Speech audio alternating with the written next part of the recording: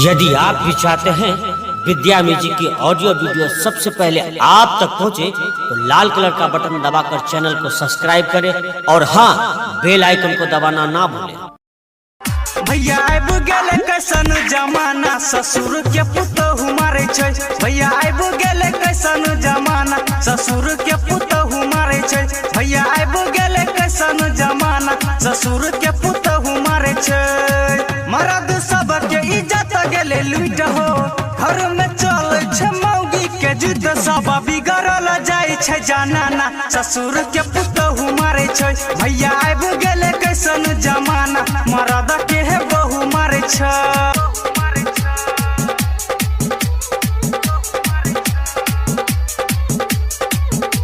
विद्या music की प्रस्तुति। मौगी के जब जब उठै छै दर्द, गोर दबाई दै छियै हो मरद। हाँ हाँ, मौगी के जब जब उठै छै दर्द, गोर दबाई दै छियै हो मरद। मौगी पलंग पर करै छै आराम, मरद भैर दिन करै छै काम। कहियो नीक सँ बनाबै नै खाना, ससुर के पुतहु मारे छै। भैया आब गेले कैसन जमाना, ससुर के पुतहु मारे छै।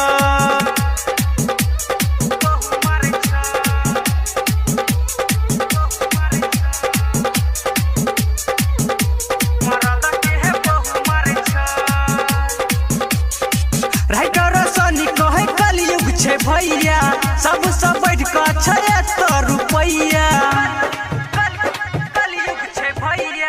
कहै छै राइटर सनी कलयुग छै भैया, सबसे बढ़ कऽ तो होइ छै रुपैया। पैसा वाला के मान छै बात, दुनिया रहै छै ओकरे साथ। चंदू सोचै छै केहन जमाना, ससुर के पुतहु मारे छै। भैया आब गेले कैसन जमाना, मर्द के है बहु मारे छै।